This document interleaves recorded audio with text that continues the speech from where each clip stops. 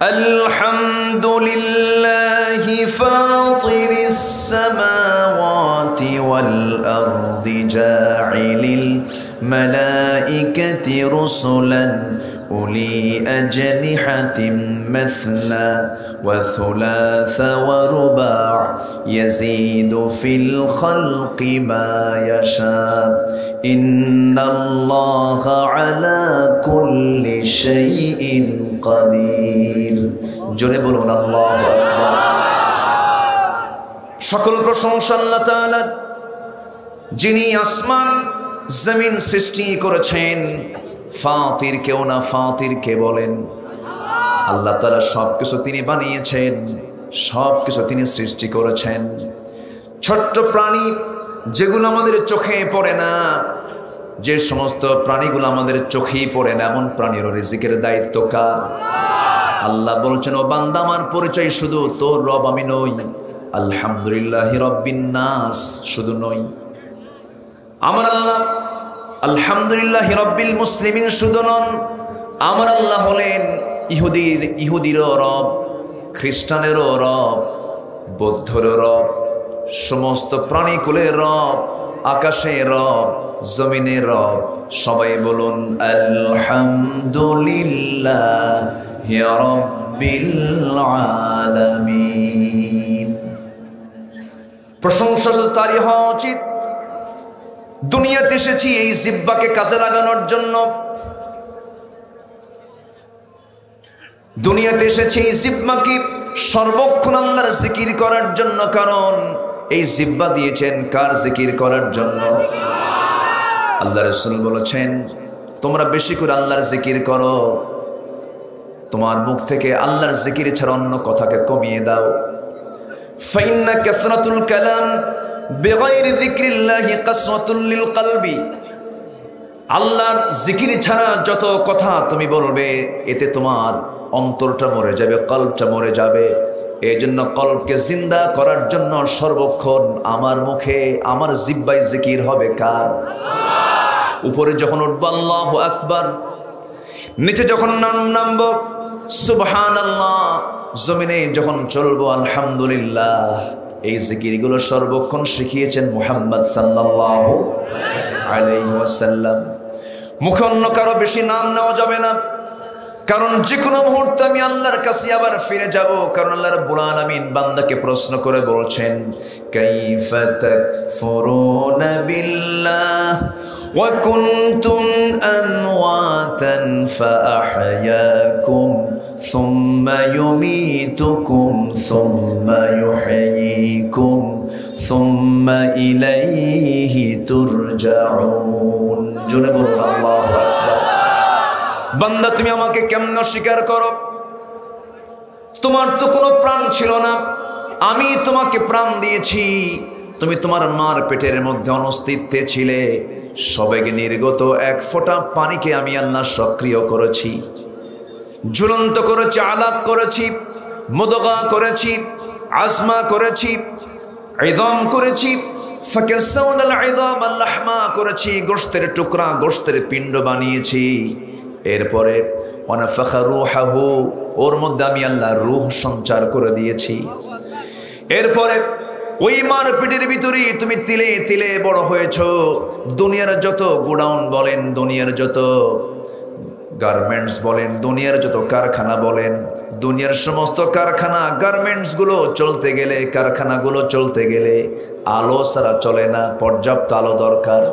কিন্তু আমার আল্লাহ তাআলা মানুষকে যে কারখানায় তৈরি করেছেন, যে কারখানায় সৃষ্টি করেছেন, সেই মার পেটের ভিতরে ফি কারারিম মাকিন, সুরক্ষিত একটা জায়গার মধ্যে, নির্দিষ্ট একটা ছোট্ট জায়গার মধ্যে বড় করেছেন, একদম নিকষ কালো ঘন অন্ধকারের ভিতরে। কিন্তু চোখের জায়গায় চোখ ঠিকই দিয়েছেন, কানের জায়গায় কান ঠিকই দিয়েছেন। জোরে বলি সুবহানাল্লাহ। কোথাও কোনো ভুল হয়েছে? আল্লাহ তাআলা এই জন্য আরেক জায়গায় বান্দাকে প্রশ্ন করছেন, শোনো, ইয়া আইয়ুহাল ইনসানু মা গাররাকা বিরাব্বিকাল কারীম আল্লাযী খালাকাকা ফাসাওয়াকা ফাআদালাকা ফি আইয়ি সূরাতিম মা শাআ রাক্কাবাক। ও বান্দা, কিসে তোমাকে আমার স্মরণ থেকে তোমাকে দূরে ঠেলে দেয়? আমি তোমাকে কত সুন্দর করে বানিয়েছি। গত 3 দিন আগে মালয়েশিয়ার আমার এক বন্ধু, আব্দুল মুমিন তার নাম, আমি মালয়েশিয়া গিয়েছিলাম, তার সঙ্গে দেখা হতে নিয়ে হাতটা চেপে ধরলাম। হাত চেপে ধরা মাত্রই দেখি তার হাতে একটা মেশিন লাগানো। বললাম, বন্ধু হাতের মধ্যে এখানে মেশিন দেখছি, এটা কিসের মেশিন? বলছে, বন্ধু আমার 2টা কিডনি ড্যামেজ হয়ে গেছে।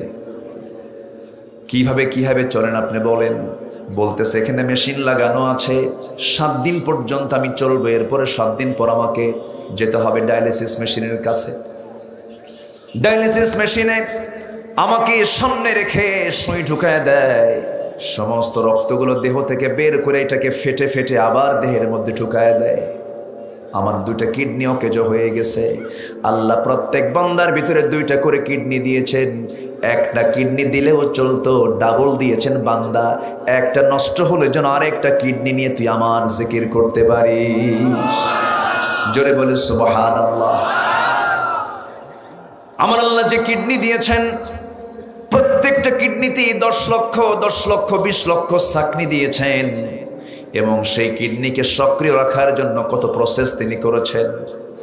পেশাব আকারে বের করে দিয়েছেন পানিগুলো, শরীরের বর্জ্যগুলোকে, রক্তকে ফিল্টারিং করার জন্য আল্লাহ তাআলা কিডনি নামক বড় একটা মেশিন দিয়েছেন।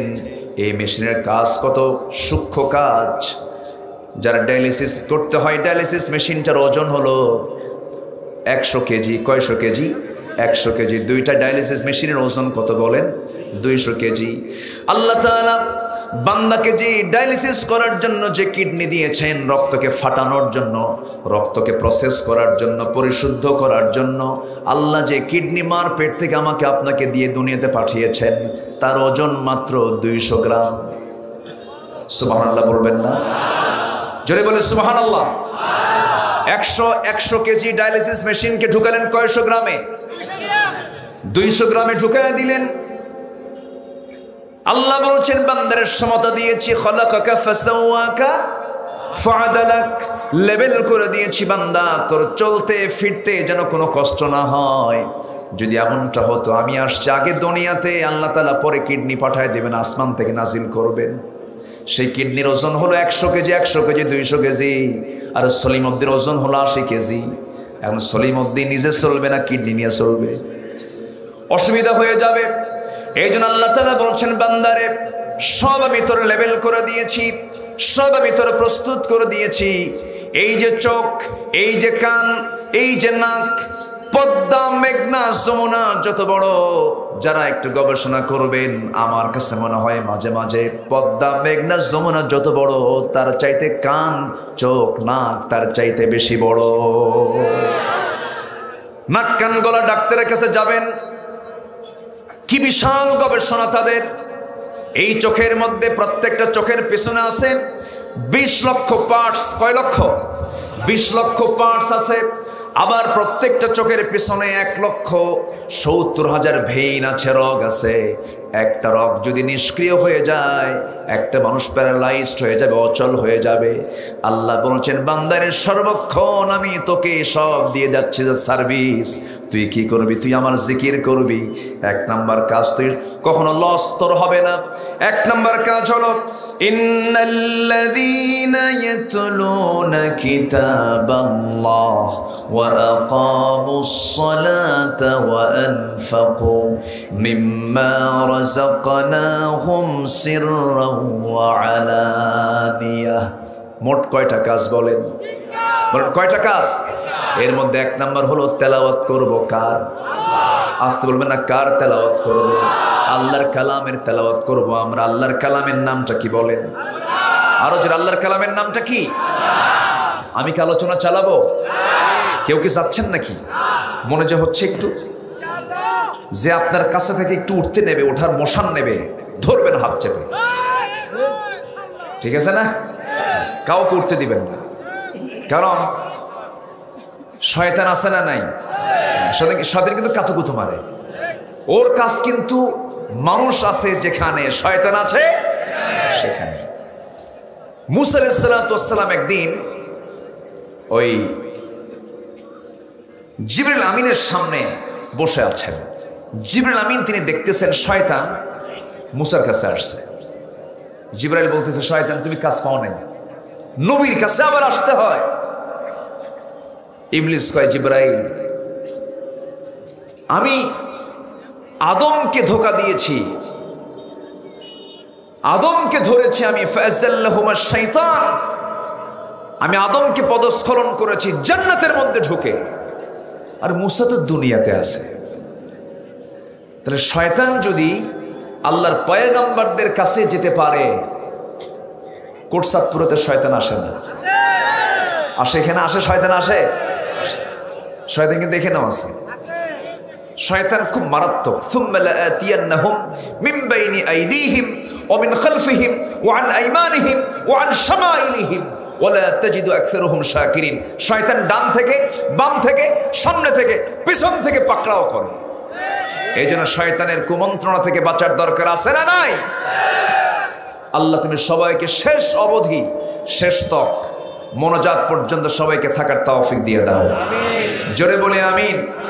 আসলে আমার হাবিব ভাইয়ের পরে, ওনার আলোচনার পরে কি আমার আলোচনা হয় বলেন? উনি আমার বয়সও সিনিয়র, এলেম কালামেও সিনিয়র, উনি অনেক গুরুত্বপূর্ণ কথা বলেছেন, কিন্তু আমার কি আপনারা বেইজ্জত করবেন? থাকবেন না শেষ পর্যন্ত? মানে একটু মোশন দেখতেছি, কিছু কিছু লোকের একটু নড়াচড়া দেখতেছি, তো এই জন্য একটু শক্ত করে ধরলাম। আবার থাকেন, কথা তো কেবল শুরু না, ভয় পাচ্ছেন আপনারা? আমার আলোচনা আমি একটু দীর্ঘ করি না, আমার আলোচনা কিন্তু আমি শর্ট আলোচনা পছন্দ করি না। নাম দেওয়া হয় তাফসীর মাহফিল। তাফসীর মানে কি? ব্যাখ্যা, খোলামেলা। জি, খোলামেলা, হ্যাঁ, খুব ভালো চাচা, আপনাকে 100-তে 100 দিয়ে দিলাম, খুব ভালো। চাচা সন্ধ্যা থেকে আছে না, চলমান প্রত্যেকটা মাহফিলে। জি ভালো, আল্লাহ তুমি চাচাকে কবুল করো, জোরে বলি আমিন। মুসলমান সোজা হবে। মুসলমান কি হবে? ওদের কথা সোজা, চলা সোজা, কারবার সোজা। আর মুনাফিকদের চলাও বাঁকা, কথাও বাঁকা। ওর মনের খবর শয়তান বুঝতেও কঠিন হবে, ঠিক কি না?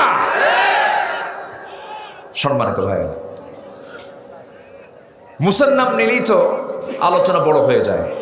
আল্লাহ তাআলা মুসার নাম কোরআনে কম নিয়েছেন না বেশি নিয়েছেন? বলেন, কম না বেশি? মুসার ফেরাউনের ঘটনা এসেছে কোরআনে 44টা সূরাতে। কয়টা সূরা? 114 সূরার 44টা সূরাতে আসছে মুসা ফেরাউনের ঘটনা। আচ্ছা, এবং 532টা আয়াতে মুসার কথা আসছে, 532টা আয়াতে। আচ্ছা, কওমে ফেরাউন সম্পর্কে আলোচনা আছে 27টা সূরায়, 75 জায়গায়। এজন্য আলোচনা করতে গেলেই এই নবীর নামটা আসে। সম্মানিত ভাইয়েরা, একটু কান লাগান, মনোযোগ দিয়ে শুনি। আমরা 1 নাম্বার কাজ আমরা শিখে নিলাম, কোরআন তেলাওয়াত করব, কোরআন শুনবো বেশি, গান শুনবো। গান শুনবেন? গান শোনা যাবে? অশ্লীল কোনো গান বাজনায় যাওয়া যাবে? যাওয়া যাবে না। গত শুক্রবারে আমার দেশে বরকত পাওয়ার জন্য ভারত থেকে, বলিউড থেকে এক নায়িকাকে দাওয়াত করেছেন। এসেছিলেন তিনি, এসে তিনি একটু দোয়া তাবিজ দিয়ে গেলেন যে ভালো করে থাকেন, আমি দোয়াটাও করে গেলাম। সম্মানিত ভাইয়েরা, এগুলো হচ্ছে দুর্ভিক্ষের অশনির সংকেত, ঠিক কিনা? শুক্রবার ইবাদতের বিশেষ দিন, আর ওই দিনে আসছে হলো নাচানাচির জন্য। শুক্রবার হলো আসর থেকে মাগরিব দোয়া কবুলের সময়, সেই সময় মানুষ আড্ডা মারে। শুক্রবার দিয়েছেন ইবাদতের জন্য। কে দিয়েছেন? আসতে বলবেন না, কে দিয়েছেন? আল্লাহ দিয়েছেন। ঠিক আছে, সমস্যা নাই, এটা সময় মতো আমি এটা কাজে লাগাবো। জোরে বলি ইনশাআল্লাহ। না, আপনারা ভয় পাবেন না, আবার এটা কিছু বলেনি, এটা আমার জন্যই বলা হয়েছে, সমস্যা নাই। যারা সিনেমা জগতে কাজ করেন, সিনেমা যদি ইসলাম মাফিক হয় ভালো, সমস্যা নাই। কিন্তু আজকে সিনেমার মূল উপজীব্য হলো যৌন সুশুরি, চরিত্রহীন করে তোলা। আজকে পশ্চিমাদের মূল টার্গেট হলো মুসলমানদের তাহজিব তামাদ্দুনকে কেমনে নষ্ট করা যায়। অ্যাটম বোম মুসলমানদের যত বড় ক্ষতিকর, তার চেয়ে বড় ক্ষতিকর হলো ভারতের বলিউড, আমেরিকার হলিউড। যুবকরা, এই সমস্ত মিডিয়াকে তোমরা না বলবা, ব্লক করে দিবা। তোমাদের সামনে যখন কোন অশ্লীল কোন ছবি চিত্র আসবে, তখন ভাববে তুমি অশ্লীল দৃশ্য দেখছো, তোমাকে ফেরেশতা দেখছে, তোমাকে আল্লাহ দেখছে। এই জন্য তোমার মোবাইলকে মুসলমান বানাতে হবে। মোবাইলকে কি বানাতে হবে? মুসলমান বানাতে হবে। মোবাইল যদি মুসলমান বানাতে পারো তাহলে তুমি ঠিক আছো। কারণ ঈমান ধ্বংস করার জন্য এখন একটা মোবাইলই যথেষ্ট। বাচ্চাদের হাতে এটা দেওয়ার আগে শতবার আপনাকে চিন্তা করতে হবে যে সে মোবাইল ব্যবহার করার যোগ্যতা রেখেছে কিনা। সন্তানদেরকে শুধু আদেশ দিলে হবে না, সন্তানদেরকে নামাজ পড়ার জন্য শুধু অর্ডার দিলে হবে না, সন্তানদেরকে নামাজ পড়ানোর জন্য বুঝাতে হবে। যেরকম ক্ষুধা লাগলে আমরা কি খাবার খাই, পেটের জন্য কি দরকার? খাবার দরকার। এটা পেটের ক্ষুধা মিটায়। রুহের খোরাক আছে না নাই? রুহের খোরাক আছে না নাই? তখন বলতে হবে, বাবা রুহের খোরাক মেটানোর জন্য তোমার কোরআন তেলাওয়াত করা দরকার। ইন্না কোরআনাল ফাজরি কানা মাশহুদা, ফজরে কোরআন তেলাওয়াত করবা। জোরে কোন সুবহানাল্লাহ। এরকম করে বুঝাবেন, বাবা তোমার রুহের খোরাক মিটবে হলো নামাজ দিয়ে, তোমার রুহের খোরাক মিটবে হলো রোজা দিয়ে, তোমার রুহের খোরাক মিটবে হলো আল্লাহর কালাম তেলাওয়াতের মধ্য দিয়ে। জোরে কোন সুবহানাল্লাহ। গান শুনতে শুনতে বিরক্ত লাগে, তেলাওয়াত শুনতে কোনোদিন বিরক্ত লাগে না। সালেহ আহমদ তাকরিম আবু রাহাত ফোন দিয়েছে আমাকে। ফোন দিয়ে আমাকে বলে, হুজুর আপনি আমার জন্য দোয়া করবেন। পুরস্কার তো আল্লাহ আমাকে দিয়েছেন। আবু রাহাত আমাকে ফোন দিয়েছে সেদিন। সে দুবাই ফার্স্ট হয়েছে, বিশাল পুরস্কার। দুবাই সে থার্ড হয়েছে। এই বিশাল পুরস্কার তারা এনেছে, বাংলাদেশের পতাকাকে উড্ডীন করেছে। গভর্নমেন্টকে ধন্যবাদ। সালেহ আহমদ তাকরিমকে রাষ্ট্রীয় সম্বর্ধনা দেওয়া হয়েছে। আলহামদুলিল্লাহ বলেন। এটি একটি নতুন সূচনা হলো, ভালো। কিন্তু নাস্তিক পাড়ার নাস্তিকদের গায়ে খুব চুলকানি শুরু হয়ে গেছে। বলে যে কোরআন মুখস্থ করা কোনো যোগ্যতা হলো? কোরআন মুখস্থ করা যদি যোগ্যতা না হয়, তোর 14 গোষ্ঠী ডাক। কোরআন মুখস্থ করা সম্ভব নয় যদি রহমত না থাকে। আমার নবী তেলাওয়াত করতেছেন, আমার নবী নামাজের মধ্যে আমার নবীজি তেলাওয়াত করছিলেন। তেলাওয়াতের মাঝে কয়েকটা আয়াত তার বাদ পড়ে গেছে। আমার নবীজির তেলাওয়াত যখন বাদ পড়ে গেল, সাহাবীরা লোকমা দিবেন কোন সাহসে দিতে পারলেন না। নামাজ যখন শেষ হয়ে গেছে, উবাই ইবনে কাব ওই সাহাবী রাসূলকে লক্ষ্য করে বলছেন, ইয়া রাসূলুল্লাহ, আপনি নামাজের মধ্যে যে কয়েকটা আয়াত বাদ দিয়ে ফেললেন, এই সমস্ত আয়াতগুলো মানসুখ হয়ে গেছে নাকি রহিত হয়ে গেছে নাকি? আমার নবীজির সঙ্গে সঙ্গে বলছেন, সাহাবী আয়াতগুলো তো মানসুখ হয় নাই, রহিত হয় নাই, আমি ভুলে গেছি, বাদ পড়ে গেছে। যে নবীর উপরে কোরআন নাজিল হয়, সেই নবী যদি তেলাওয়াত করতে নিয়ে আয়াতগুলো বাদ তার দ্বারা যদি পড়ে যায়, ভুলে যান, আমার বন্ধুগণ, সেই কোরআনটা মুখস্থ রাখা কিন্তু সহজ নয়। তবে আল্লাহ তাআলা পরে তাকে জানিয়ে দিচ্ছেন, সানুকরিউকা ফালা তানসা ইল্লা মা শাআল্লাহ। আমি আপনাকে পড়িয়ে দেব, আপনি কখনো ভুলবেন না। লা তুহাররিক লিসানাকা লিতাআজালা বিহ। আপনি আপনার জিহ্বাকে বেশি করে নড়াবেন না, আমি আপনার সিনার মধ্যে আমি আল্লাহ নিজে জমা করে দেব। কোরআন জোরে বলে সুবহানাল্লাহ। অতএব কোরআনের যারা হাফেজ তারা হলো স্পেশাল বান্দা, আল্লাহ তাদের সিনার মধ্যে জমা করে দেন। গোটা পৃথিবীতে সবচেয়ে বেশি হাফেজ যে দেশে, সেই দেশ হলো বাংলাদেশ। আল্লাহু আকবার বলেন। অতএব এই হাফেজের দেশে হাফেজদের বিরুদ্ধে ষড়যন্ত্র করে কোনো লাভ হবে না। আলেমদের বিরুদ্ধে যারাই ষড়যন্ত্র করবে, রুখে দেওয়াতে হবে মুসলমান। রাজি আছেন কারা কারা? হাত উঁচু করে দেখা।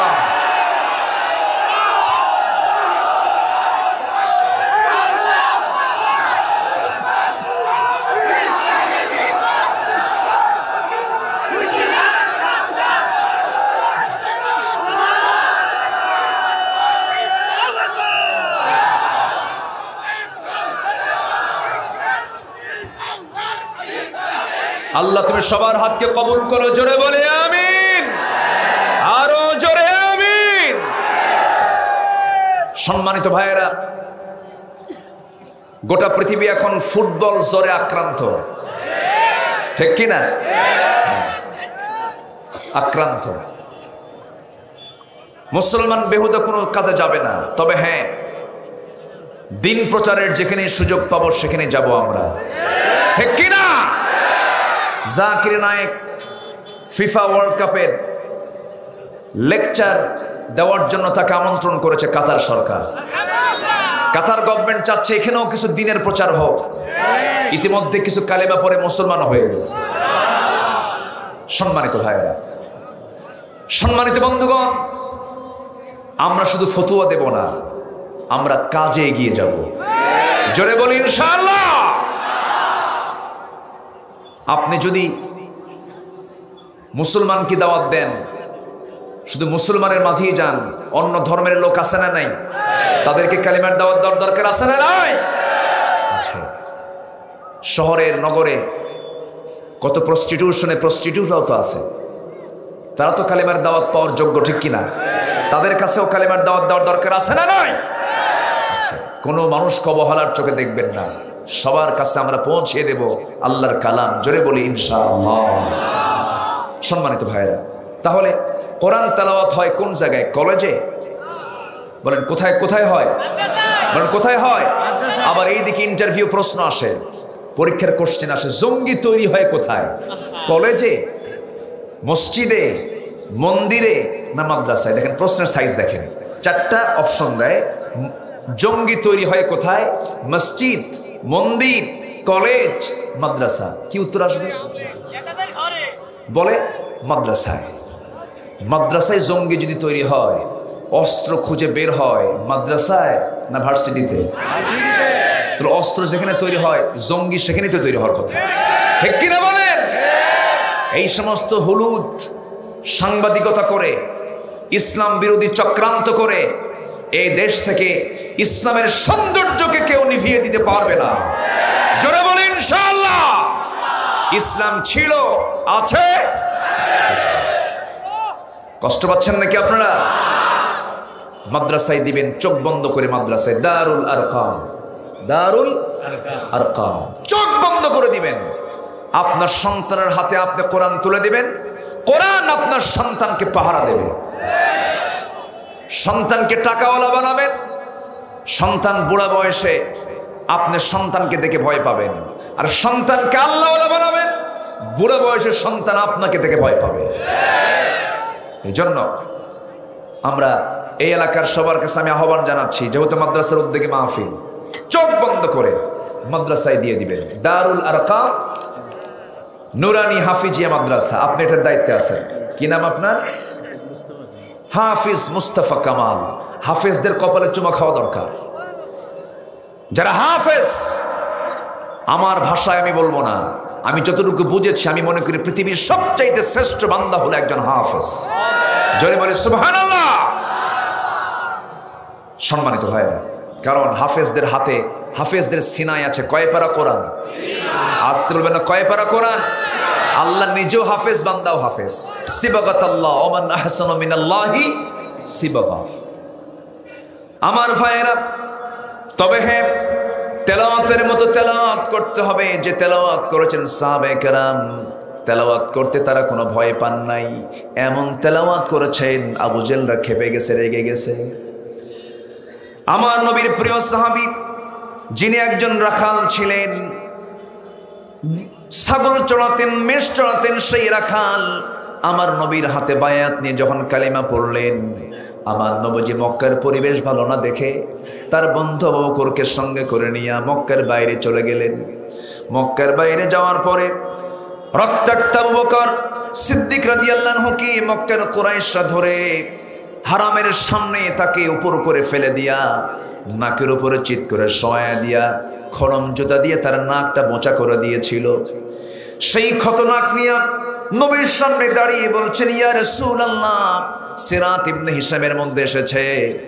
সঙ্গে সঙ্গে আবু বকর সিদ্দিক রাদিয়াল্লাহু আনহু রক্তাক্ত নাক নিয়ে নবীর সামনে গিয়ে দাঁড়ালেন। দরজায় গিয়ে নক করলেন, ইয়া রাসূলুল্লাহ, আপনি কোথায়, আপনি কোথায়? রাসূল দরজা খুলে বলছেন, আবু বকর, এমন করে ডাকো কেন হুজুর?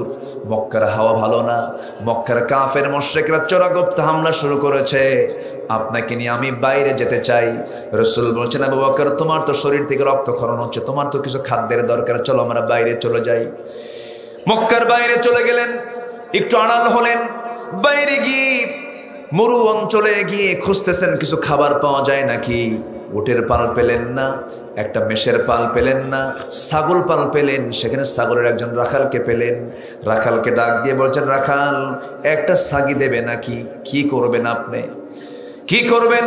রাসূল বলছেন, যদি আমাকে একটা ছাগি দাও, ছাগিটার দুধ দহন করব। আমার বন্ধু আবু বকর সে রক্তাক্ত হয়ে আছে, তার কিছু উপকার হবে, দেখো তো উপকার করা যায় নাকি। রাখাল বলতেছেন, না না, আমি আপনাকে ছাগি দিতে পারবো না দুধ দহনের জন্য, কারণ এটা আমার জন্য আমানত। এই ছাগিগুলোর মালিক তো আমি নই, আমি একজন রাখাল, আমি আপনাকে দিতে পারবো না। নবীজি মনে মনে চিন্তা করলেন, হারে, এই মরু অঞ্চলের মধ্যে একজন ইমান হারা মানুষ, ইমান নাই কিন্তু আমানত আছে, আর আমরা আমাদের ইমান আছে কিন্তু কি নাই, আমানত নাই। দিনের কাজ রাতেই শেষ হয়, দিনের কাজ রাতেই শেষ হয়ে যায়, কি আমানত। কষ্ট পাচ্ছেন নাকি আপনারা? আমার বন্ধুগণ, এই এলাকায় আমি কথা বলে একটু মজা পাই, কেন জানেন? মানে এই এলাকার ভাষা হলো বইয়ের ভাষা, বলি আলহামদুলিল্লাহ। কিতাবের ভাষা, কিসের ভাষা? কিতাবের ভাষা। কিতাবের যে ভাষা, রিক্সাওয়ালাও যখন কথা বলে তখন মনে হয় প্রফেসর কথা বলে, সব শিক্ষিত কথা, এত সুন্দর ভাষা, আপনাদের কথা শুনলেই প্রাণটা জুড়ে যায়। আলহামদুলিল্লাহ বলে, মানে সলিড ভাষা। নোয়াখালীতে যাবেন, আরো সলিড পাবেন। আচ্ছা, সিলেট তো কোনো কথাই নাই, চিটাগাং তো ব্যবসা নিয়ে ব্যস্ত, ওরা কথা খুব শর্টে কয়। আমি যাব না, এত বলার সময় আছে, ন যাইও, বুঝলে, সব শর্টে মানে। আবার ময়মনসিংহের মানুষ, ওদের জমি অনেক বড়, বিশাল বড় মাঠ, মাঠও বড়, ওদের কথাও খুব লম্বা। নোয়াখালীর মহিলা আর ময়মনসিংহের মহিলা দুইজন এক জায়গায় হয়েছে। তো ময়মনসিংহ নোয়াখালীকে বলতেছে, বোন আপনি কি মতাইছুন? কি কথা কি বুঝতেছেন আপনি? আচ্ছা, বোন আপনি কেমন আছেন? বোন, বইন আপনি কি মতাইছুন, মানে মধ্যে মন ফাসিল। আচ্ছা, এখন নোয়াখালী বলতেছি, এত জোরে টান মারলো, ব্যাপারটা কি? বোন আপনি কিমত আইসন। এখন নোয়াখালী বলতেছে, ওই মহিলা বলতেছে, এ কি তা কই, কিয়ামত আইসিনি, মানে এই কি বলে, এটা কিয়ামত আসছে নাকি আবার, মানে কেমন কে কিয়ামত ভাবছে। তো দেখেন ভাষা কত চেঞ্জ অন্যান্য এলাকায়। এই মেহেরপুর, চুয়াডাঙ্গা, এরপরে ঝিনাইদহ, যশোর, কুষ্টিয়ার মধ্যে একটু ঢুকছে, কুষ্টিয়াতে একটু ভাইরাস আছে, ওই পাবনার একটু ভাষা, কুমারখালী, তারপরে ওই দিকের কিছু অঞ্চলে কিছু ঢুকে গেছে, পাবনা, খাবুল হয়তো মাহলুকা, এরকম কিছু কিছু কথা ঢুকে গেছে, কিন্তু সলিড এই অঞ্চলটা। বলি আলহামদুলিল্লাহ, জোরে বলি আলহামদুলিল্লাহ। আপনাদের ভাষা অত্যন্ত মিষ্টি ভাষা, এবং আমার রাসূলও তার মাতৃভাষা ছিল কি? আরবি, এবং তার ভাষাও ছিল অশুদ্ধ না শুদ্ধ?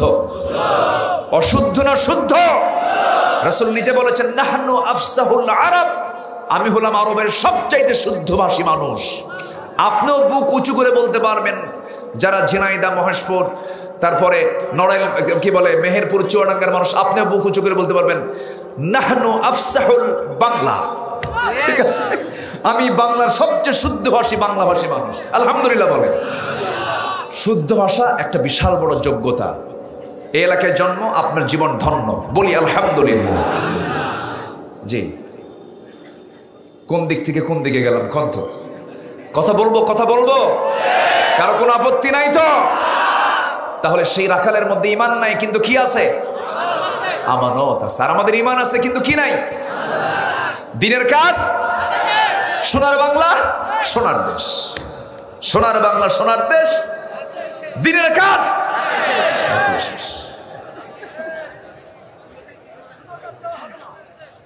আমার দিকে তাকান, যারা আমানতের খেয়ানত করে তারা কখনো ইমানদার হতে পারে না, ঠিক কিনা? সব রেকর্ড আছে কার আদালতে? আসতে বলবেন না, কার আদালতে? ফেরাউন টিকতে পারে নাই, হামান টিকতে পারে নাই, নমরুদ টিকতে পারে নাই। ফেরাউনকে পানিতে সুবান খায়া, নমরুদকে ন্যাংরা মশা দিয়া, আবু জেহেলকে নাবালক শিশুর হাতে মেরে আল্লাহ বুঝিয়ে দিয়েছেন ক্ষমতা কখনো টিকসই হতে পারে না। সম্মানিত ভাইরা, এত পোকা আজকে আমার ঘাড়ে কেন? এই পর্যন্ত ডজন খানেক পোকা খাইছি, প্রচুর পোকা। জি, আমার দিকে তাকান, একটু দেন তো, একটু পোকাগুলো ভিতরে ঢুকে যাক ভালো করে। একটু জিকির করি লা ইলাহা,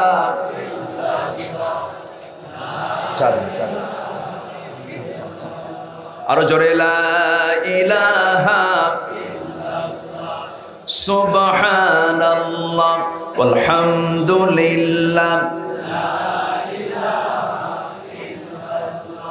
আরো জোরে লা ইলাহা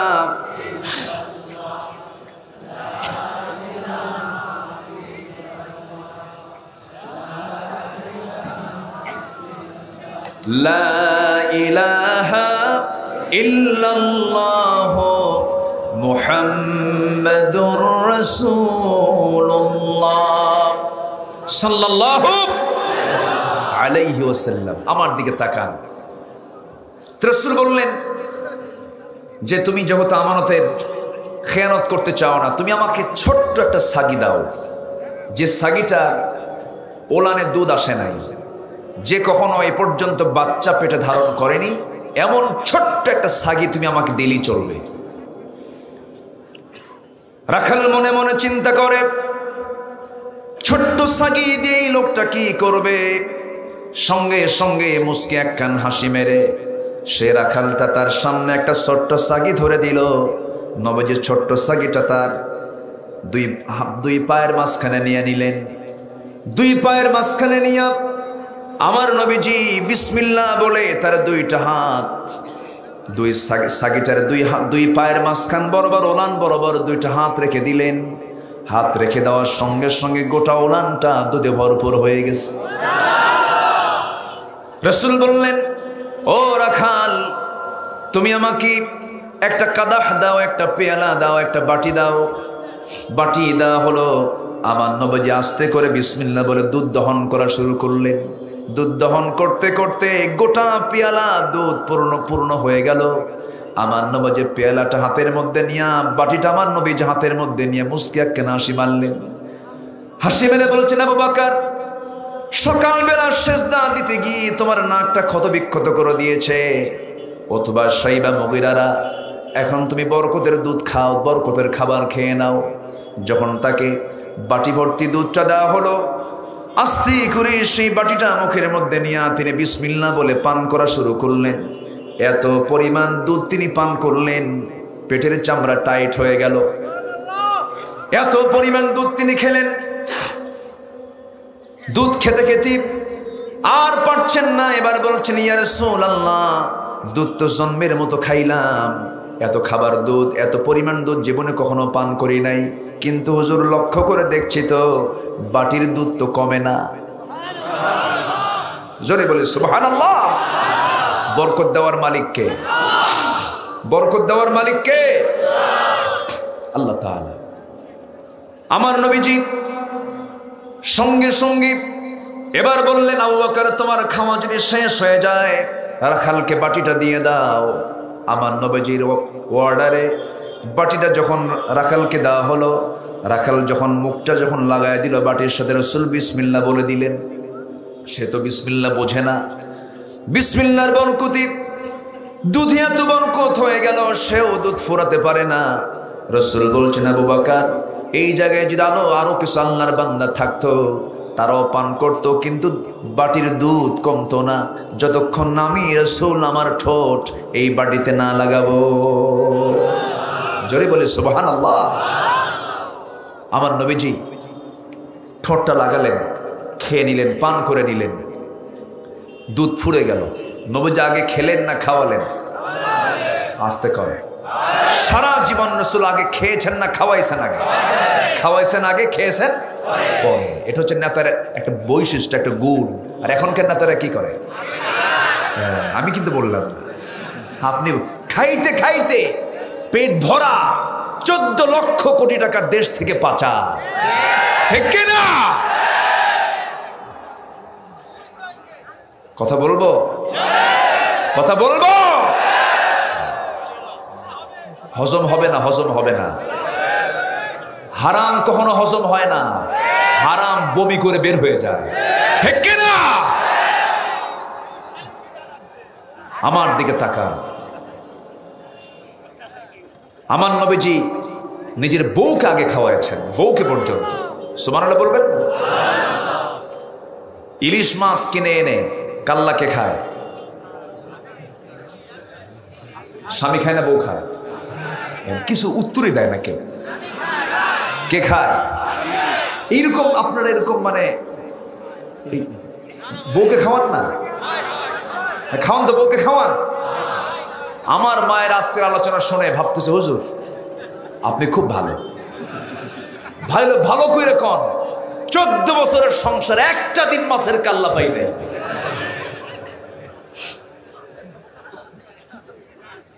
শুধু আপনি কল্লা খাবেন, এটা কেন?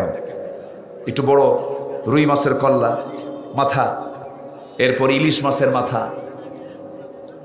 কুটলেন স্ত্রী, রান্না বান্না করলেন স্ত্রী। একটা দিন তো নিয়ে বলবেন তুমি আজকে খাও। এই সাহসটা একটু আইনের মাঝে মাঝে। কিছু কয় না, ঠিক কয় না। তাও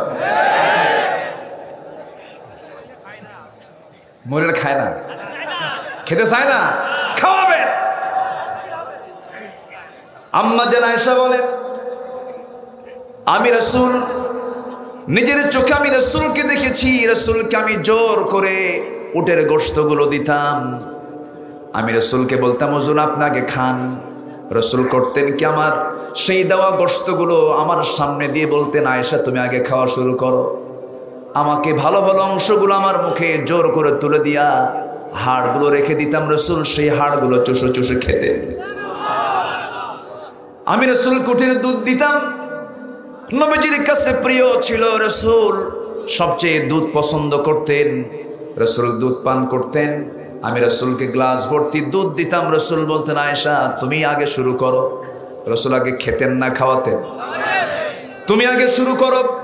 আমার নবীজি আয়েশার মুখে আগে জোর করে তুলে দিতেন। আম্মা জান আয়েশা বলেন, আমি দুধগুলো পান করতাম, কিছু যখন রেখে দিতাম, সেই রেখে দেওয়া দুধ আমার নবীজি হাতের মধ্যে নিয়া আমি আয়েশা যেদিকে ঠোঁট লাগাতাম, আমার রাসূলও সেই দিকে ঠোঁট লাগায় মুস্কি মুস্কি একটা হাসি দিয়ে খেয়ে নিতে। জোরে বলে সুবহানাল্লাহ। ভালোবাসা কি বাইরে না ঘরে? আর এখন ভালোবাসা কই? বটতলা গাছতলা, বটতলা গাছতলা, ঠিক কি না? এই হলো ভালোবাসা। ঘরে আর ভালোবাসা নাই তো। ভালোবাসার ভাটা পড়েছে ঘরে আজ, ফার্নিচার দিয়ে ঘর ভরা, কিন্তু শান্তি নাই, খালি পরকিয়া। খালি কি? পরকিয়া থেকে বাঁচার জন্য মাদেরকে আমি 5টা আমল শিখাই দেবো আজকে। আমার মায়েরা থাকেন, শেষের দিকে এসে 5টা আমল শিখাই দেবো, আপনার স্বামী পরকিয়া করবে না ইনশাল্লাহ। বলেন, কষ্ট পাচ্ছেন নাকি আপনারা? আমার বন্ধুগণ, আমার নবীজির সিরাত নিয়ে কথা বলতে গেলে কখনো শেষ করা যাবে না। রাসূল ঘরেও যেমন মডেল, বাইরেও তেমনই মডেল। প্রত্যেকটা জায়গায় তিনি মডেল ছিলেন, সব জায়গায় তিনি বাস্তব নমুনা, আমাদের জীবন আদর্শের উসওয়ায়ে হাসানা। এমন সুন্দর বাস্তব চরিত্র আল্লাহ তাআলা তাকে দান করেছেন। সাহাবীরা পর্যন্ত রাসূলকে আগে খাওয়াতে পারতেন না। রাসূল বলতেন, তোমরা শুরু করো, আমি রাসূল শেষ করব। জোরে বলি সুবহানাল্লাহ। উহুদের ময়দানে রাসূল পিছে না আগে? যুদ্ধের ময়দানে রাসূল পিছে না আগে? আর এখন যদি কোনো নেতা যদি সামনে দেখে মারামারি, মূল নেতার সামনে না পিছে, এমনকি দেশের বাইরে, ঠিক কিনা বলেন? দেশের বাইরে থেকে হুঙ্কার, যত অস্ত্র লাগে দেব, যত শক্তি লাগে দেব, যত রক্ত লাগে দেব, প্রয়োজনের লোক পাঠাবো, আমি যাব না, ঠিক কিনা? আমার নবীজি সবার আগে উহুদের ময়দানে আমার নবীজি ঘর থেকে বের হয়েছেন, আম্মা জান আয়েশা রাদিয়াল্লাহু তাআলা আনহাকে সঙ্গে করে নিয়া, বউটাকে সঙ্গে করে নিয়ে রাসূল চলতেন সব সময়ের জন্য, এটা সুন্নাহ। যুদ্ধেও গেছেন রাসূল বউকে সাথে নিয়া, কারণ বউ হলো ইমানের পাহারাদার। বউ কিসের পাহারাদার বলেন? ইমানের পাহারাদার। বউকে সাথে নিয়ে চলবেন, ফিতনা থেকে বাঁচবেন, কারণ বউ হলো সবচেয়ে বড় দারোগা। আপনি বউকে নিয়ে আপনি রাস্তায় চলতেছেন, হঠাৎ করে আপনার নজরটা একটা পরনারীর দিকে পড়ে গেছে, হয়তো আপনি কয়েক সেকেন্ড তাকায় থাকছেন, কিন্তু এই দৃশ্য যদি আপনার বউয়ের দৃষ্টিগোচর হয়, বউ যদি দেখতে পারে, সেই সময় কিছু বলবে না। সন্ধ্যার সময় বাড়িতে ফিরে এসেছেন দুইজন, যখন আস্তে করে বলবেন, সুইটি এক গ্লাস পানি দাও তো, তোমার সুইটি ছায়া থাকো আরেক দিকে, ঠিক কিনা?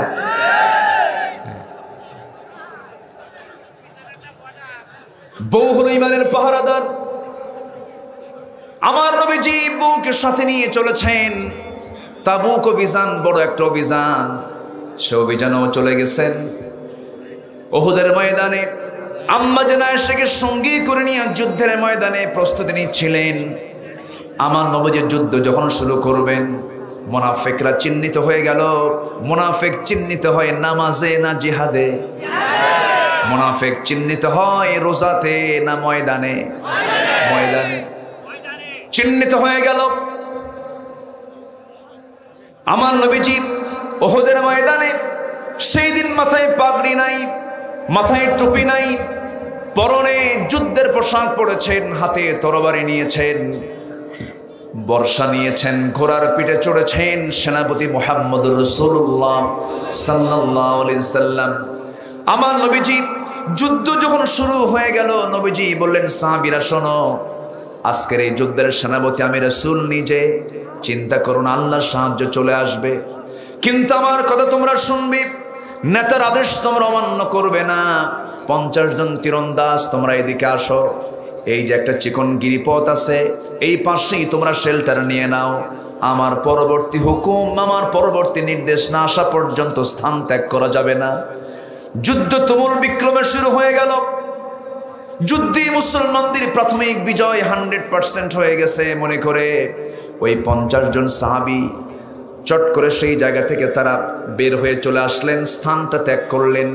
সঙ্গে সঙ্গে কাফিরদের একটা শক্তিশালী গ্রুপ ওই চিকন গিরিপথ দিয়ে তারা ঢুকে পড়েছে। টার্গেট হলো আমরা কাউকে আক্রমণ করব না, কাউকে মারব না, আমাদের মূল টার্গেট হলো আব্দুল্লাহর পুত্র মুহাম্মদ বিন আব্দুল্লাহকে দুনিয়া থেকে বিদায় করে দেব। এই চিন্তা মাথায় নিয়ে বৃষ্টির মতো তীর মারা শুরু করে দিয়েছে কাফের মুশরিকরা। আমার নবীজি আক্রমণের শিকার হয়েছেন, সাহাবীরা টের পেলেন। 10 জন সাহাবী তরবারি হাতে নেবেন, কখন সময় নাই, রাসূলকে রক্ষা করতে গিয়ে দৌড় মেরেছেন নবীজির দিকে লক্ষ্য করে। চতুর্দিকে প্রাচীরের মতো দাঁড় হয়ে গেছেন, যে দিক দিয়ে তীর আসে সাহাবীরা কেউ পিঠ লাগায় দেন, কেউ বুক লাগায় দেন, কেউ মাথার ভিতরে, কারো তীর ঢুকে যায়, কারো বুকের মধ্যে তীর ঢুকে যায়। রাসূলকে বাঁচাতে গিয়ে 10 জন সাহাবী এট এ টাইম দুনিয়া থেকে বিদায় নিয়ে নিলেন, কিন্তু নবীর গায়ে একটা তীর তারা লাগাতে দিলেন না। 10 জন সাহাবীর ইন্তেকালের পরে, শাহাদাতের পরে নবীজি সম্পূর্ণ একাকী হয়ে গেলেন। তীর মারা বন্ধ হলো, কাফেররা কাছাকাছি চলে এলো। কাফেররা কাছাকাছি এসে রাসূলকে দুনিয়া থেকে নিশ্চিহ্ন করার মানসিকতা নিয়ে ইবনে কাইমিয়া নামে একজন কাফের হাতের মধ্যে এত বড় একটা পাথর নিল। বড় ওজনের পাথর নিয়ে নবীজির মাথা বরাবর মেরে দিল। নবীজির মাথায় ছিল হেলমেট ছিল মাথায়, হেলমেটের চিকন ফলা, হেলমেটের চিকন লোহা চট করে নবীজির কপালের মধ্যে, হাড়ের মধ্যে গেঁথে গেল। যখন গেঁথে গেছে, রক্ত ফিঙ্কি দিয়ে পড়া শুরু হলো। আরেকটা আঘাত নবীজির গাল বরাবর যখন মারা হলো, আরেকটা পাথর শিরস্ত্রাণের চিকন লোহা চিকন ফলা গালের মধ্যে ঢুকে গেল। আরেকটা আঘাত যখন নবীজির মুখ বরাবর মারা হলো, নবীজির হাসিটা ছিল চাঁদের চেয়েও ঝিলিক মারতো তার দাঁতগুলো, সেই সুন্দর সামনের দুটো দাঁত ঝরে পড়ে গেল। একই মুখের মধ্যে তিনটে ইনজুরি। নবীজি নিজেকে নিয়ন্ত্রণ করতে না পেরে মুখ থুবড়ে জমিনে পড়ে গেলেন। আমার নবীজি আর মাথা উঁচু করে দাঁড়াতে পারছেন না। কাফের মুশরিকরা হই হুল্লোড় দিয়ে গোটা মদিনার আকাশ বাতাসে সংবাদ, মিথ্যা সংবাদ ছড়িয়ে দিয়েছে, কতিলা মুহাম্মদ, মুহাম্মদ নিহত হয়ে গেছে। এমন জাতীয় সংবাদ যখন সাহাবীদের কানে চলে গেছে, পাগলা সাহাবী ওমর পাগল হয়ে গেছে। হযরত ওমর ফারুক চিৎকার মেরে বলছেন, রাসূল শূন্য দুনিয়ায়, ওমর বাঁচার দরকার নাই, ওমর যুদ্ধ করে করে আজকে শহীদ হয়ে যাবে। কিন্তু জ্ঞানী সাহাবী, বিচক্ষণ সাহাবী সাইয়েদনা আলী মনে মনে চিন্তা করছেন, না না, রাসূল মারা যেতে পারেন না, রাসূল মারা যেতে পারেন না, কারণ দিন তো পরিপূর্ণ হয় নাই, নবীজির দাওয়াতি মিশন তো বন্ধ হয় নাই। তন্ন তন্ন করে খুঁজতেছেন। দুইটা সিরাতে দুইটা কথা আসছে, দুইটা কিতাবে দুইটা বর্ণনা পাওয়া যায়। কেউ বলেছেন তালহা বিন উবাইদিল্লাহ রাদিয়াল্লাহু তাআলা আনহু রাসূলকে খুঁজে খুঁজে বের করলেন, সাইয়েদনা আলী তাকে খুঁজে খুঁজে বের করলেন। নবীর চোখে আলীর চোখ পড়ে গেল, আলীর চোখে নবীর চোখ পড়ে গেল। রাসূল বলছেন, আলী রে, তুমি আমার দিকে তাকায় তাকায় কি দেখো? হযরত আলী বলছেন, ইয়া রাসূলুল্লাহ, পবিত্র দেহের পবিত্র রক্ত কাফেররা কেমনে ঝরলো আপনার দেহ থেকে, আপনি তাদের জন্য লানত করুন। রাসূল বলছেন, ওরে আলী, চিন্তা করো না, কোনো বিজয়ের জন্য রক্ত ঝরাতে হয়। আমার দেহ থেকে যখন রক্ত জমিনে স্পর্শ করেছে, আলী অতি সত্বর দেখতে পাবে এই জমিনে আল্লাহর দিন কায়েম হয়ে গেছে। জোরে বলে সুবহানাল্লাহ। আমার নবীজি এই কথা বলার সঙ্গে সঙ্গে আবার কাফেররা আবার পুনরায় আক্রমণ করতে শুরু করেছে।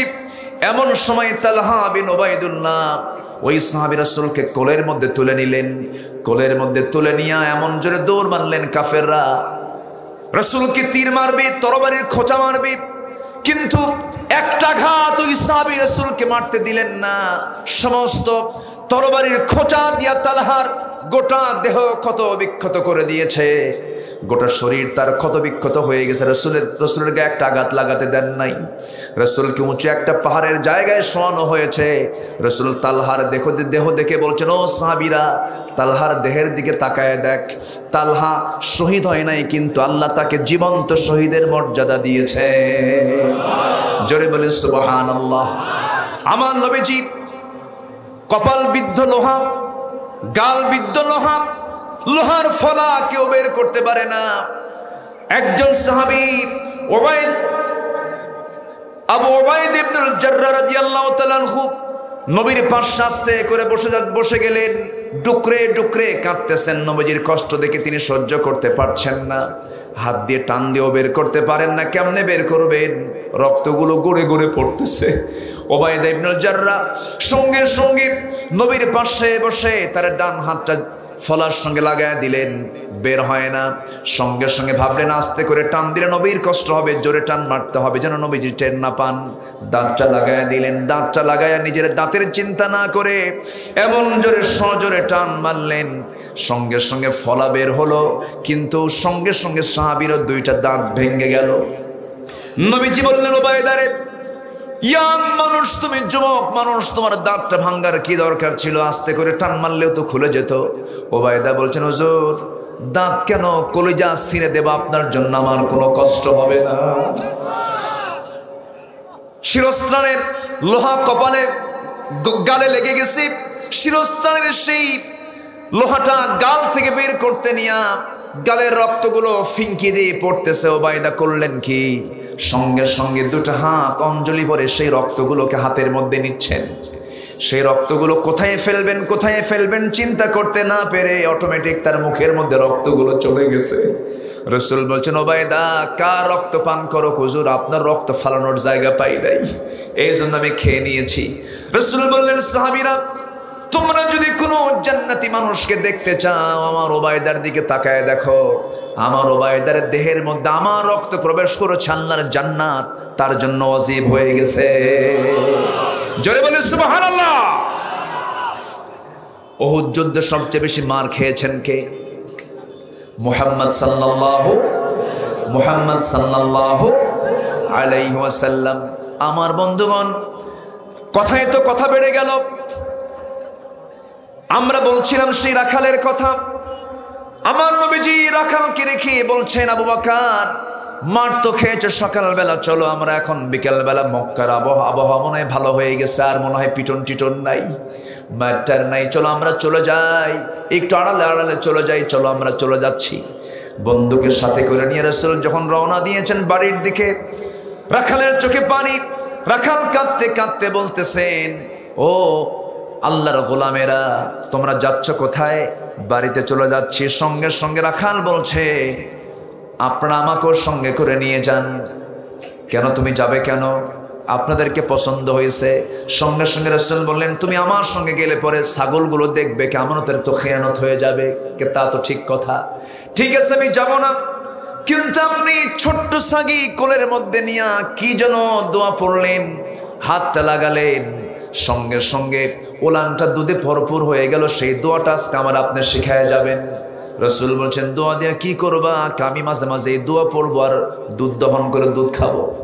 জোরে বলেন সুবহানাল্লাহ। রাসূল বলছেন, শোনো রাখাল, এই দোয়া 1000 বার পড়লেও তোমার কোনো কাজ হবে না, কারণ তোমার মধ্যে কি নাই? আসতে বলবেন না, কি নাই? সব প্লাস হবে যদি ঈমান নামক জিনিসটা থাকে। ঈমান যদি থাকে আপনার দান প্লাস, ঈমান যদি থাকে আপনার সমস্ত আমল প্লাস। ঈমান যদি না থাকে দুনিয়ার সমস্ত ভালো কাজ করেও কোনো আমলে সলিহাত করে কোনো লাভ হবে না। ওয়াল্লাযীনা আমানু ওয়া আমিলুস সলিহাত, আগে ঈমান এরপরে আমলে সলিহ। ঈমান নাই, আমলে সলিহের কোনো মূল্য আল্লাহর কাছে নাই। বিল গেটস গোটা দুনিয়ার সবচেয়ে বড় ধনী, বিশাল বড় দানবীর দুনিয়ার তালিকায়, কিন্তু এত বড় দান করার পরও কে সে কি আল্লাহর কাছে এই দানের মর্যাদা পাবে নাকি? কি নাই তার? ঈমান নাই। এবার রাখালকে ডাক দিয়ে বলছেন, রাখালে শোনো, তুমি যদি এই দোয়ার বরকত পেতে চাও, তোমাকে শিরকিয়াতের গন্ধ ছেড়ে তাওহীদের সুগন্ধের পেয়ালা তোমাকে পান করতে হবে। সঙ্গে সঙ্গে রাখাল বলে, এত সুন্দর চেহারার মানুষ, আমার মনে হয় আপনি মক্কার সেই আলোচিত সেই লোকের নাম আপনি মনে হয় মুহাম্মদ বিন আব্দুল্লাহ, আপনি আল্লাহর নবী মনে হয়। রাসূল একখান মুস্কি হাসি মারলেন। সঙ্গে সঙ্গে রাসূল বলছেন, হ্যাঁ আমি আল্লাহর পয়গম্বর। রাখালের বুঝতে দেরি হলো না। রাখাল সঙ্গে সঙ্গে হাতে হাত রেখে বলে ফেলতেছে, আশহাদু আল্লা ইলাহা ইল্লাল্লাহু ওয়াহদাহু লা শারীকা লাহু ওয়া আশহাদু আন্না মুহাম্মাদান আবদুহু ওয়া রাসূলুহু। হেদায়েতের মালিক কে? আসতে বলবেন, হেদায়েতের মালিক কে? এই রাখাল কালিমা পড়ে মুসলমান হলেন। তাকে আল্লাহ তাআলা, আল্লাহ রাসূল তাকে প্রথম আমলটা শিখিয়ে দিলেন হলো, ও রাখাল, কোরআন তেলাওয়াত করো। ইন্নাল্লাযীনা ইয়াতলুনা কিতাবাল্লাহ। এই রাখাল যখন আল্লাহর কালাম তেলাওয়াত করছিলেন, রাতের আধারে নবীর কানে সেই তেলাওয়াত যখন আসলো, রাসূল প্রশ্ন করলেন, উইলিংলি প্রশ্ন করে বলছেন, ও সাহাবীরা, এত সুন্দর সুমধুর কণ্ঠের তেলাওয়াতটা কার? হুজুর, ওই যে রাখাল কালেমা পড়ে মুসলমান হয়েছে সেই রাখালে। রাসূল বলছেন, ও সাহাবীরা, আমার এই রাখাল সাহাবী যখন তেলাওয়াত করছিল, আমার কাছে মনে হচ্ছিল জিবরিল আমিন আমার কাছে ওহী নাজিল করতেছে। জোরে বলে সুবহানাল্লাহ। সেই রাখাল হলেন আব্দুল্লাহ ইবনে মাসউদ রাদিয়াল্লাহু তাআলা আনহু।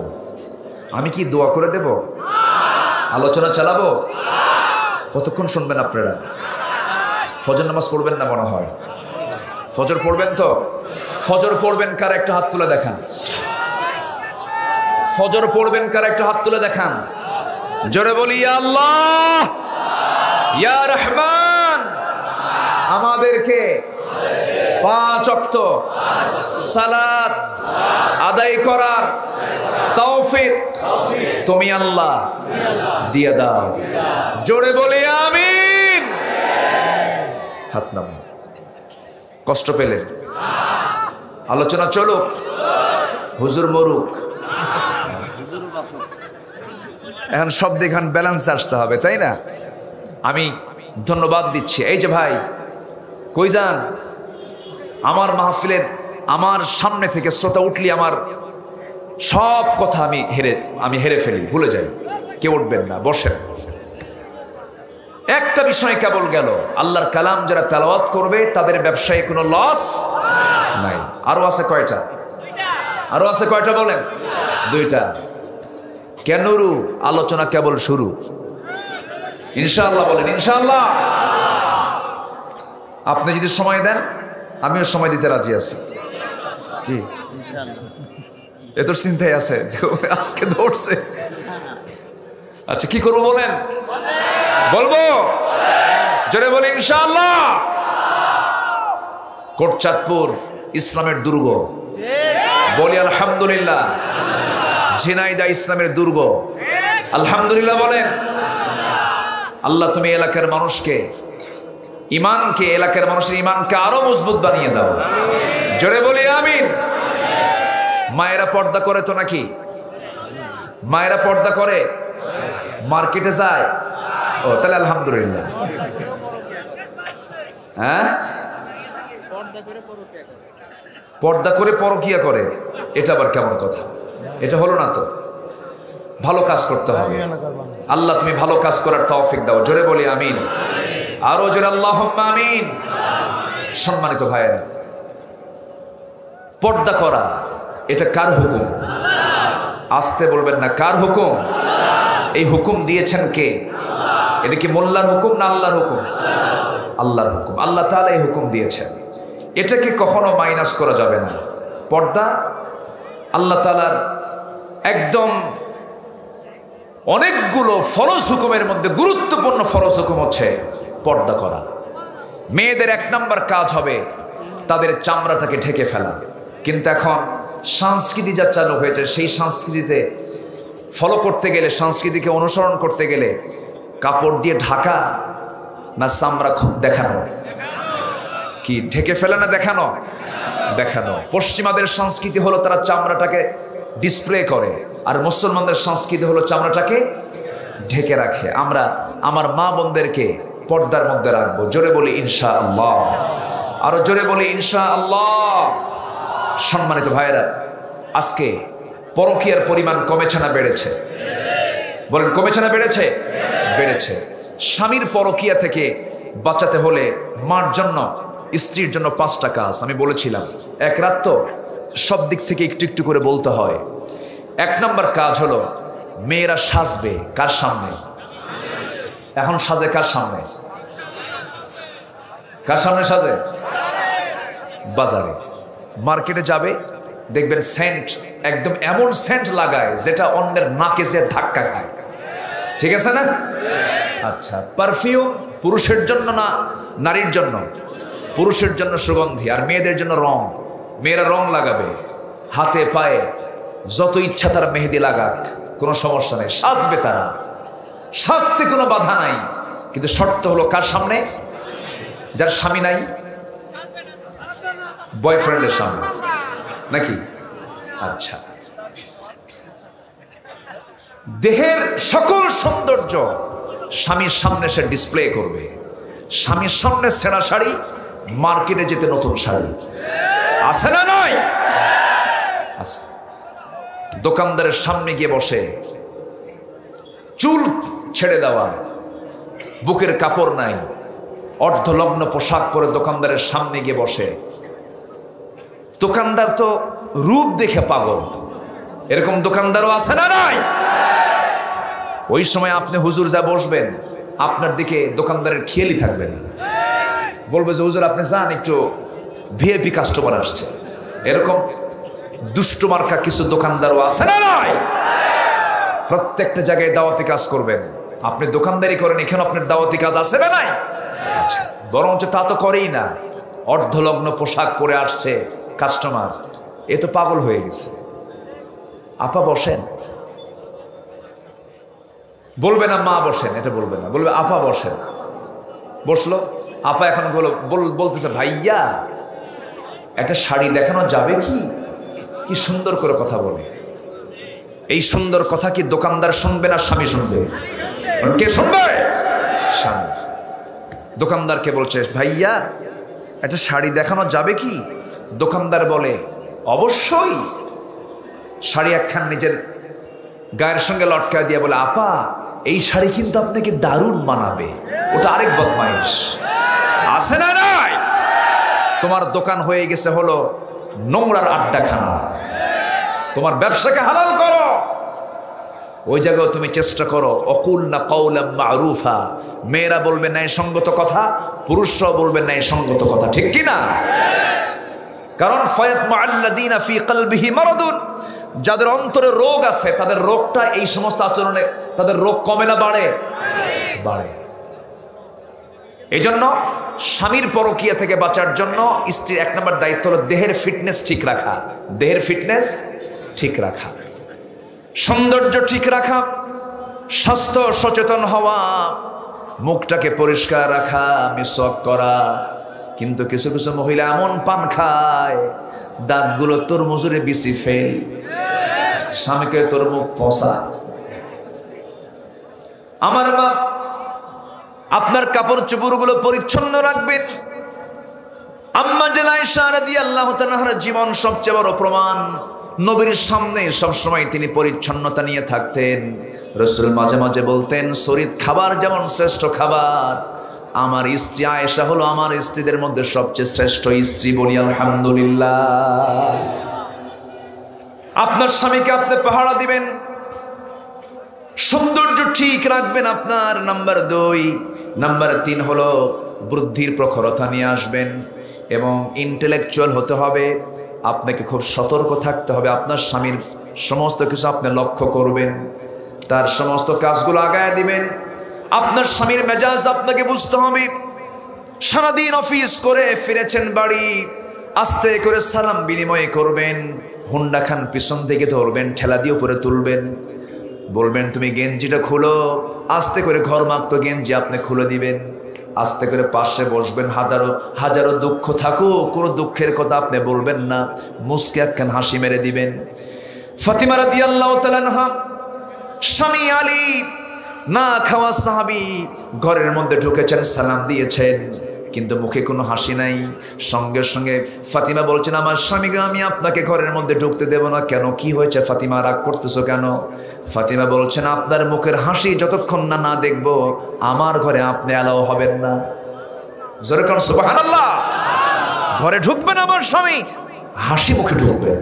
জোরে কোন সুবহানাল্লাহ। একজন সাহাবী নিজের সন্তান মারা গেছে। নিজের সন্তান মারা যাওয়ার পর স্বামী গেছেন বিদেশে ব্যবসা করতে নিয়ে। 7 দিন তিনি আসতে পারেন নাই। 7 দিন তিনি না আসার কারণে এর মধ্যে নিজের সন্তান তার পেটের সন্তান মারা গেছে দুনিয়া থেকে। সেই মহিলা সাহাবী মনে মনে চিন্তা করলেন, আমার সন্তান দুনিয়া থেকে বিদায় হলো, আল্লাহর কি ফয়সালা। যেদিন সকালবেলা মারা গেছে, বিকেলবেলা তার স্বামী বাড়িতে চলে আসবেন। বাড়িতে চলে আসছেন, এমন সময় ওই মহিলা সাহাবী মনে মনে চিন্তা করছেন, এই সংবাদ আমার স্বামীর কানে আগে দেব না। আমার স্বামীর কানে যদি আগে দিয়ে দিই, এই কথা আমার স্বামীর কানে চলে গেলে তিনি শোকাহত হয়ে পড়বেন, মর্মাহত হয়ে পড়বেন। না না, আমার স্বামীকে এই সংবাদ দেব না আগে।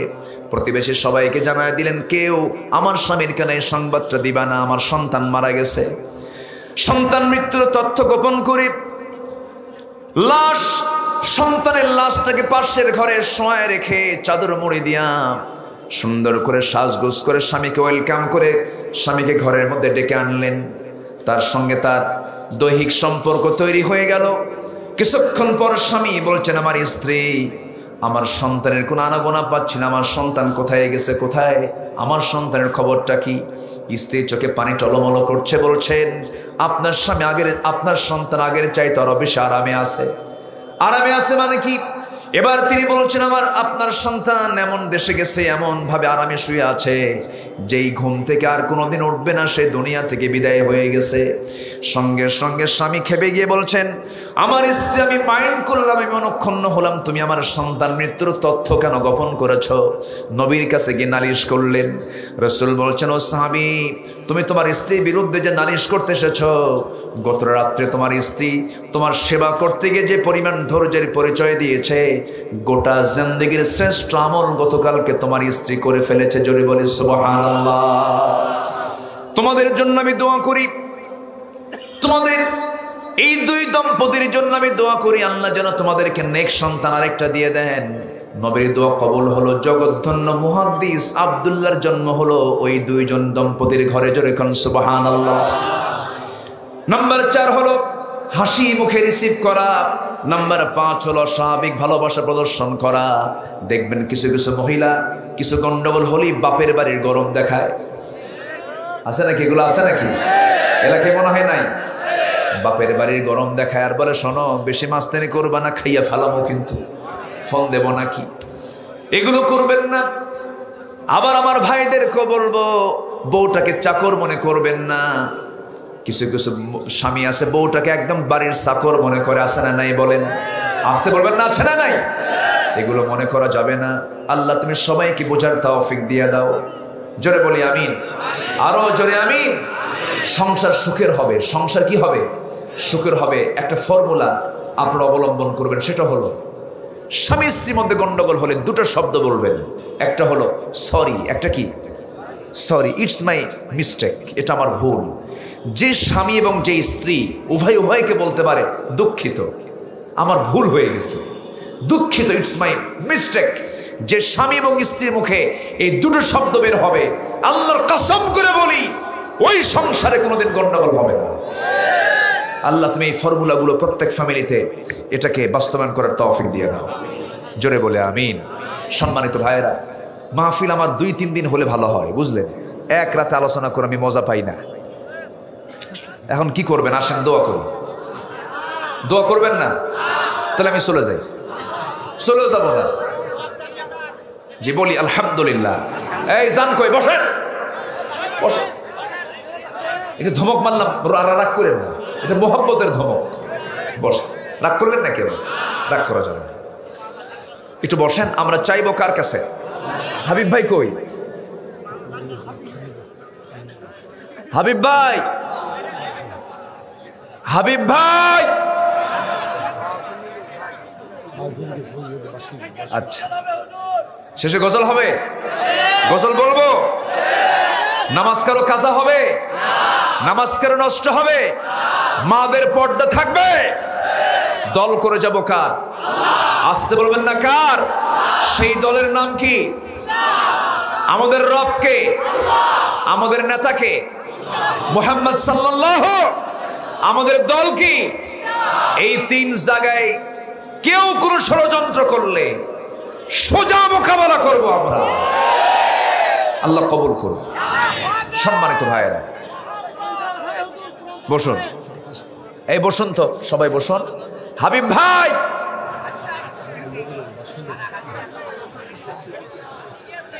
আমার হাবিব ভাই খুব প্রিয় মানুষ। উনি এই মাহফিলটার মূল, উনি দাওয়াত নিয়েছেন, ওনার দাওয়াত আমি এসেছি। আমার হাবিব ভাইয়ের খেদমতকে তুমি আল্লাহ কবুল করো। এই যে রবিউল আছে, দেখেন না চেহারা, দেখছেন? সূরাতে ইউসুফ, ইউসুফের মতো চেহারা। আমি তো ভাঙ্গা চূড়া মানুষ, কয়েক ছটাক গোস্ত আছে আমার গায়ে। আলহামদুলিল্লাহ, আল্লাহ তুমি তাকেও দিনের জন্য কবুল করো। আমার হাফেজ ভাই, আলহামদুলিল্লাহ, আল্লাহ তুমি তাকে কবুল করো। আর এই বডি দেখে মনে হয় না দেশি মানুষ, মনে হয় এটা পাকিস্তান থেকে এসেছে। বিশাল টল ফিগার, ভাবছিলাম আমি শুধু লম্বা, আমার চেয়েও লম্বা হবে। খেদমতকেও কবুল করো। যে যেখানে আছেন সবাই বসি। 3টা কাজে লস নাই। 1 নম্বর তেলাওয়াত করব কার কালাম? নাম্বার 2 নামাজ কায়েমের সংগ্রাম করব। জোরে বলি ইনশাআল্লাহ। নামাজ কায়েম মানে দিন কায়েমের সংগ্রাম। কি কায়েমের সংগ্রাম? যে ফাকাদ আকামাহা ফাকাদ আকামাদ-দ্বীন। আল্লাহু আকবার বলেন। নাম্বার 3 হলো দান করব আমরা প্রকাশ্য এবং গোপনে। ইনফিকুনা ফিস-সাররা ওয়াদ-দাররা, সচ্ছল অসচ্ছল উভয় অবস্থায়। দেব কার পথে? আল্লাহর পথে। তুমি সবাইকে দিনের পথে খরচ করার তৌফিক তুমি আল্লাহ দিয়ে দাও। জোরে বলি আল্লাহুম্মা আমিন। এই 3টা কাজ। তেলাওয়াত করব কোরআন সকাল সন্ধ্যা সর্বক্ষণ। নাম্বার 2 নামাজ কায়েমের সংগ্রাম করব। নাম্বার 3 হলো আমরা দান করব আল্লাহর পথে। এই 3টা কাজ করলে তিজারাতাল লান তাবুর, সেই ব্যবসায় কোনো লস হবে না। এটা কার কথা? আল্লাহর কথা। আমরা এই ব্যবসা আজকে শিখে যাই, আমরা জীবনে এগুলো আমল করার চেষ্টা করি। এই আশাবাদ কামনা করে আমি আমার ভাঙ্গাচোরা কিছু কথা এখানে শেষ করছি। যে যেখানে আছেন নামাজের মতো করে বসে পড়ি আমরা।